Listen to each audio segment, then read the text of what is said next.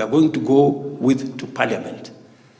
We are going to make sure that things that can be manufactured in Kenya, items that can be assembled in Kenya, it is imprudent for us to undermine our own employment in favor of finished goods from other countries, because every country has interests.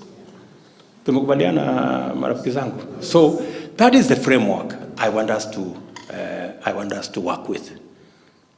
Sijui kama hiyo framework ni mzuri? Na mmesikia sijasema ati mkue wanachama wa Kenya Kwanza, hapana.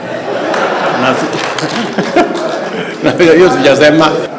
That is not how I want us to work. I want us to work for the people of Kenya. Siasa kila mtu atajiamulia. Si ndio? Siasa kila mtu atajiamulia vile unataka, hiyo na hiyo ni demokrasia na ni kitu mzuri. And that is why hata marafiki zangu wale tulikuwa tunashindana na wao, I have no issue with anybody.